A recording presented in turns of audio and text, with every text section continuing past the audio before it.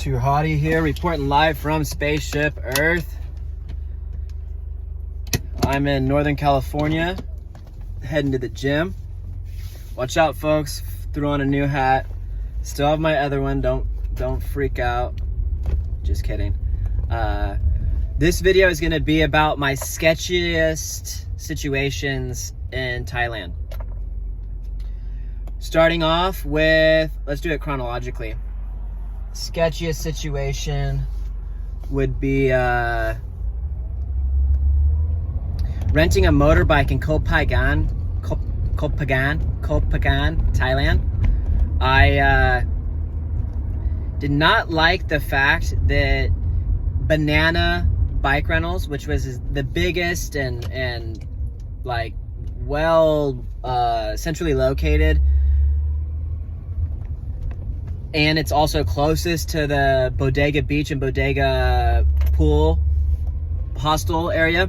I did not like that they had a million choices of scooters and they had two really cool street bikes or dirt bikes, and I chose those. And what I did not like is that the lady running it, this older gal with like 2 or 3 little worker son, teenage young men that were working for her, she did not disclaim that the motorcycle was being like subleased. It was a different owner. It wasn't a part of the Banana Rentals. So she tells me, once I tell her what I do and what I'm trying to do, go on adventures, exploration, go off-roading, just fly my drone, blah, blah, blah, blah, blah. She says, oh, you need this one. You need this one with the dirt tires, the dirt bike, so you can go do those things. I go do those things. I come back and I go into a smoke shop and I come out and my tire's flat after doing trails and doing all types of exploration and everything, and I was having a great time. I was literally peeking duck, bad joke. Anyways, and so I only rode on it for a second, and I noticed it's weird. I'm a really light guy, so I didn't damage anything or the rim or whatever. I hop off and I realize that I have a flat tire. They are closed, so I push it, only maybe 20 minutes, but it was sort of rough, down to my hostel, spend the night, wake up in the morning. I see they're still not open, the rental spot, so I go to breakfast. I purposely am doing my best to work with them, and I see that they finally are open at like 9 something. I push the bike another 20 minutes down the road, traffic, not getting ran over. I'm sweating my huevos off. I push it in and I tell her, and then she tells me, oh, you actually, you broke this, you did this. And I'm like, no, I did exactly what I said I was going to do, and ride some trails. I wasn't too mean or crash or do anything weird to the bike. And then I look closer, and the other bike she was gonna rent to me, as well as this bike, has very old tires. They're dried and cracking. You cannot see like the internal mesh of the tire, the white threads. I'm not saying that, but I now have videos and evidence that they were so dry, and it's just, I was new, and it's just, even buying vehicles, even the best of us, you know, you can sort of miss little details. So my point being that I made a claim of that, and also that they need to do basic maintenance on their machines if they're gonna rent them out to people. And she goes, oh, well, this isn't my bike, it's someone else's bike. And that's where I sort of lost myself, where I was like, no one gave me a heads up about that. And so she's like, you need to pay to have it fixed, and it's $15. And even though I can pay for that and I can afford that, the principle, this threw me off that in low season, I'm the only person renting. Literally, like, there's no one on the island. There's probably like 300 tourists instead of 15,000 during full moon. I just spit on myself getting worked up. That I needed to go take it to her mechanic, and I needed to pay for a tire, needed to pay for a new tube, when where it popped out was not from, it popped on the internal rim part. Anyways, I'm not a mechanic, I'm not a tire specialist, but I'm like 97% sure.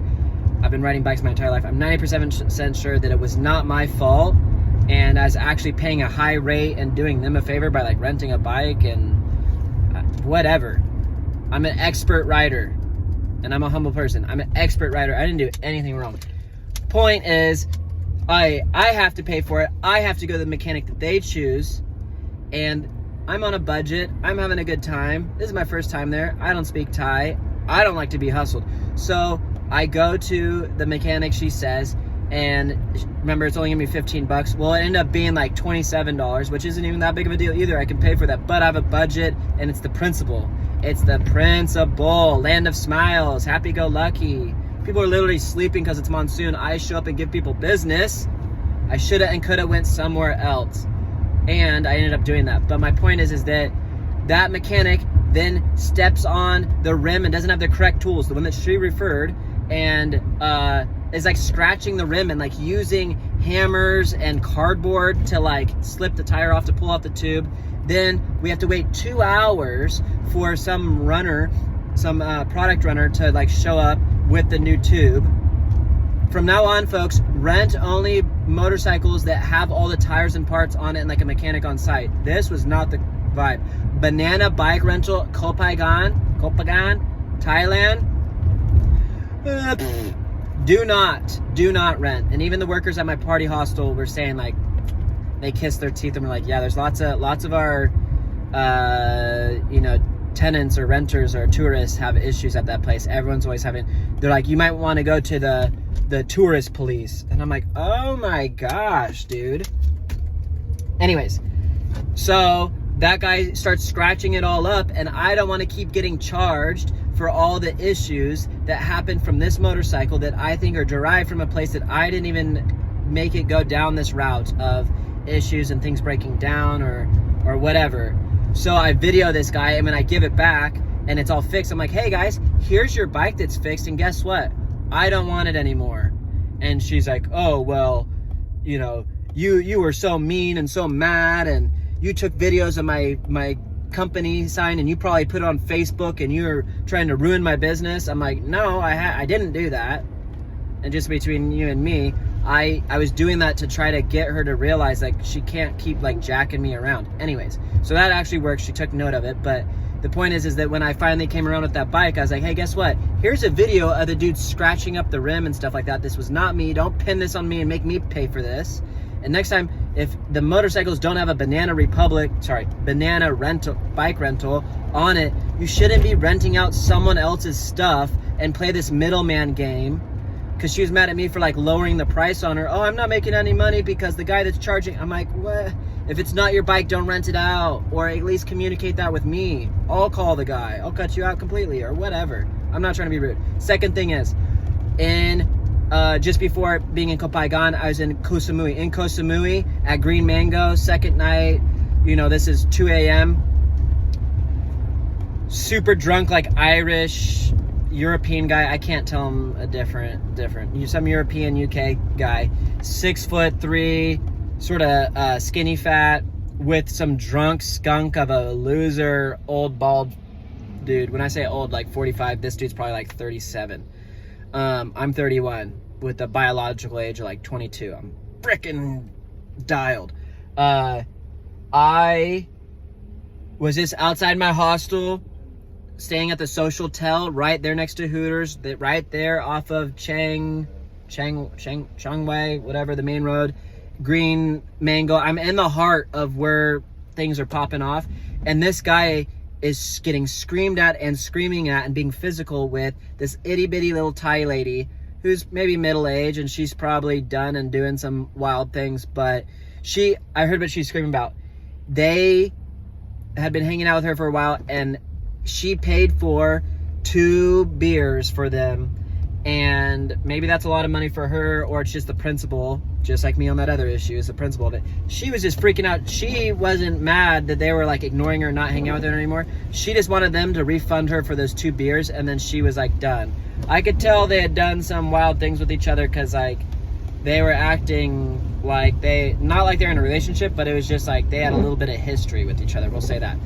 He's grabbing her by the shoulder, pulling her close, her head's jacking up, he's screaming at her, telling her this and that, and pushing on her and slamming her on the ground. And I ain't trying to be no hero, but in America, you are not a man if you don't like sort of step in a little bit. If you see someone getting a woman or child getting like taken advantage of or whatever, So, you know, I'm on the cannabis, I'm on the mushy room, chocolates, and it was killing my vibe. It was killing my vibe, and I decided to as they're like in front of me, like yelling, like literally right, and I'm on the steps of my social spot, of my social tel party hostel, not even in it. It was so low in the monsoon season that I was like the only one in my party hostel. It was literally zero party. I just say to them, and I got my shirt off, not that matters, I'm 5'7", like 135 pounds, but I'm dialed. And I just tell them like, hey guys, like stop, like you're ruining my vibe. I was speaking in like hippie terms. I'm like, you are making me sad. You guys need to stop, like, or continue, but just go away from here. This is my place. I rented here. Go away. Go that way or go that way. That's it. And they were like, oh, okay, but still screaming and whatever else. She sits down next to me and he starts, not next to me, but near me on the steps of my property where I rented. And he starts putting his finger, touching her nose and spitting on her. And his friend is like so drunk. And he was the source of the issue that he like didn't have them pay. Anyways, I'm saying too much. They sort of tried to go away and was like sort of accommodating, where I was like, hey, like leave. And they're like, okay, my bad. You're right. And then it continued. Then, somehow it got to the point where they stood up or he started grabbing her and jacking around and getting deeper into my hotel area, like waiting room spot. And I said, like front desk area. And I said like, yo, like get out of here. Like, And why don't you just give her, it's like $5, dude. Why don't you just pay her? She wants 2 Chang beers or whatever they're called worth of money. Give her $5, American or pound or euro, wherever you're from, you twitty-fied sissy bird. And like, if that's what, you're obviously not hearing her. He was like blacked out. And that's all of a sudden where he got shark eyes and looked at me. He's like, oh, starts freaking out. And then she realizes maybe she liked the toxicness with him. I don't know. Couples and people are just, I'll hold my tongue. She then grabs his like shoulder bag, little fanny pack that people do, especially in Thailand, but like Europeans do, and holds him back. And he's like, oh, you mother, and starts using profanity and starts getting at me. Little does he know, I am highly trained to dispatch folks like him. Here's what I would have done real quick. 2 things. Either front kick and put my heel into his navel, aka his belly button, and have it either slam into or pop out the back of his spine. Okay? Or open hand, little boss rootin', open hand, paya, and make him circumcise his tongue. Okay? Those 2 things end. I am Neo. This is my Matrix, okay? You're blacked out drunk. You would need to be sober with like 4 of your blokes for it to be reasonable. Maybe I have short man syndrome or whatever, but I've literally trained for 80 minutes straight of that, being outnumbered and being the underdog, okay? So if you're going to be faded and I'm going to be chewing on a energy toothpick that's filled with caffeine at 2 a.m, I would carve you up like a Thanksgiving turkey, my friend. Anyways, I'm getting off track, getting into the weeds. Come on back. Got me a Marlin. Here we go.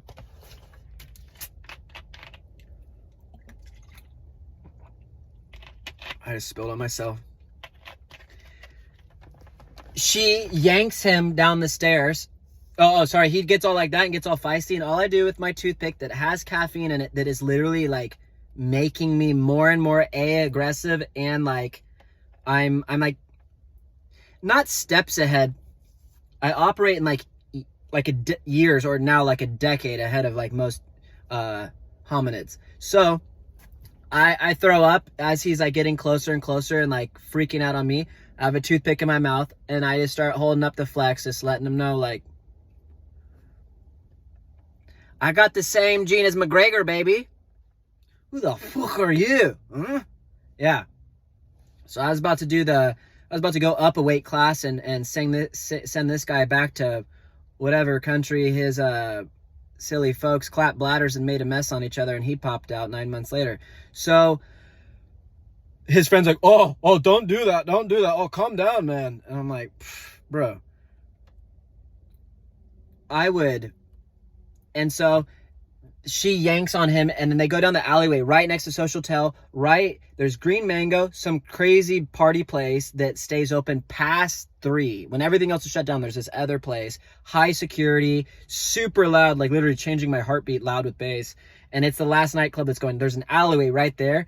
They went down there, so on the side of Social Tel, and she's sitting down. Like I said, I think she almost liked it. It was weird, but she was screaming and like asking for help, and like it was freaking me out. Literally, I'm like scarred. And and these other businesses that and like Thai people like would see, and if they like sort of played it off, they would see that what just happened, and that I was still like, they're on my radar, and I'm like standing up. Not that I'm gonna go do anything, but my agitation was like triggering them, and it was all for me on purpose, because it's like, if I'm not gonna go do something, someone around here should know a big brother, know a trippy dude, know a gorilla, know a cop, or somebody just check this fool so I don't have to, because like I said, I've got like 20 years of rage that would come right out of here and put a skylight through his. So instead of going Neo on him, I dial back, and they just yell. I go play pool across the street and talk to those people, and they're like, oh, we thought you and him knew each other and you guys were gonna fight, and we thought you knew each other, and we thought you were. This is like 4 women, right, that are like in the bar and do that whole bar life, the atmosphere models, the owner, and like the bartender, all Thai women local to Koh Samui or moving from other parts of Thailand to be there for years now. And they said, one of them says, we thought you were the crazy guy, because you're all alone with your shirt off in the middle of the night dancing outside the hostel, just sort of like to yourself, like vibing, because the music was so loud, which is funny to me to think, because I'm just trying to be comfortable in my own skin and like vibing and like minding my own business. When like some toxic situation, I'm the crazy person. It literally stumbled upon me, and I was like low-key good Samaritan, and just like not trying to be a hero, but like, take your Jerry Springer white trash that way or that way. Oh, you're gonna attack me? Let me tie you up into a pretzel or a bow and send your little pity bottom back into the little trash can you stumbled out of, Oscar. Sesame Street reference.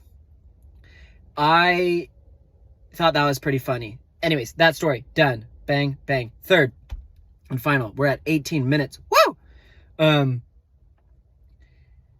Final day. So I did 27 days. So this is literally night 26 out of 27 days in Thailand. I was in Bangkok staying at Slumber Party, which is owned by Social Tel and Bodega and Mad Monkey. Collective Hospitality Group is an umbrella company that owns, or a parent company rather, that owns all of those companies. So I was staying at a different location, but same company. This one is called Slumber Party in Bangkok off Koh San Road. There's an alleyway to get to it. You can sort of, Koh San Road, and then there's all these alleyways, and then like these lateral roads that all pop through. But you can connect through like Yes little marketplace off Koh San Road, which is about halfway through Koh San Road from one end to the other end. I didn't really map things out because of lots of reasons. But my point is that I'm coming down. So this is my third and final sketchy situation in Thailand. I was coming down that alleyway. I got my shirt off. I'm like peaking, not only in trip, not only in life, but also like on like, party favors. And I'm like not rude or anything, but I'm as confident as ever. I'm feeling, besides my skin color and my dialect, I'm feeling tied to the bone, Burby. And then some like bum looking, drug addict looking dude comes, like he's walking down, and in my head, like I said, I operate a decade ahead of normal hominids. So I'm like, okay, here we go. This is what I've been preparing for everywhere I go, Sacramento, San Francisco, I know this. Here we go. This is what I know. Sketchiness. Deploy. Jason Bourne. But I'm used to it, like, not really fizzling out how I'm smelling it, you know?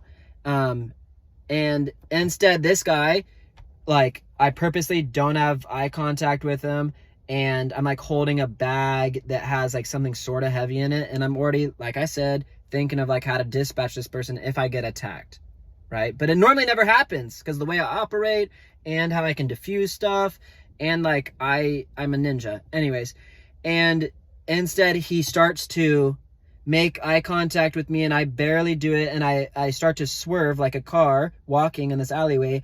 Not only were we on like healthy sides of the road of each other's different sides, I start to veer off as he gets more centered, and my eye contact is avoiding. So I'm avoiding physically, mentally, and visually, and he gets closer and closer, and then does a sidestep to cut me off and like square up. My heart skips a beat, the fight or flight mode, which I've unfortunately been stuck in my whole life, and that's like what's going to be the death of me. But it goes ding, ding, ding, ding. We're home. All aboard the Murder Express. And I, like, is the type of person where they might have like a knife, probably not a gun, but I might have a knife or something sharp, or like a needle. Like, they're just dirty. I don't even want HIV. Like, I don't even want to be the European dude. Like I said, this knuckle literally had like his name on it, you know, and it was just gonna be like a little piece of Sammy here, and just like, eat this knuckle sandwich, sir. And he might have turned into a vegetable and needed a little wheelchair the rest of his life. I was all for that, you know, just for what, not on purpose, but if I had to defend myself, it is what it is. But this person, I was like, oh, I don't even, in your tie, like, I don't even, and Mamu, I don't want everyone else to pile in, and then I look like I'm like messing with the Thai person. Like, it was just not good. And like I said, looking sickly, might poke me. I don't want this dirty and sick and sorry. And I sort of like hesitate and stop, and we like stand off for a second, and he like mumbles something like he's like mad or something. And I sort of feel like maybe he was just having a bad life and was like taking it out on me, because like I was giving off the vibrations like I'm like above him, and I'm like a visitor, and he's just like high or strung out or coming down, and it was just wrong place, wrong time. And or maybe people like me have been mean to him before, I don't know, but he like was trying to take it out on me or test me. And so we just sort of do a standoff for a second, and I take one step backwards and like open up, as in like, hey, I can like sprint back this way, or also checking behind me to see like, hey, if you want, I can like show you what all these calluses and like scars are from, you know. We can do this. Or I can just take this soda can that's in this bag and, you know, be a little cocaine cowboy and lasso this thing around your temple. And when I like sort of do that, where it's like he might not have been able to read if I was like super insecure and scared and gonna run, or if I'm just checking to see like, oh dude, let me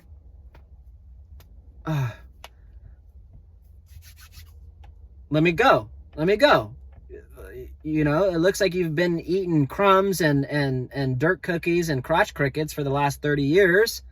I'm over here freebasing creatine and supplements and biohacking my biological age to go down as my human age goes up, bro. Like, and so I don't know what it was, but when I did that, then he came at me and sort of like, it was like a bluff charge or something. Like, I'm talking about National Geographic elephants. I don't know, but this sort of peeled off, and I slipped through and sort of juked or whatever.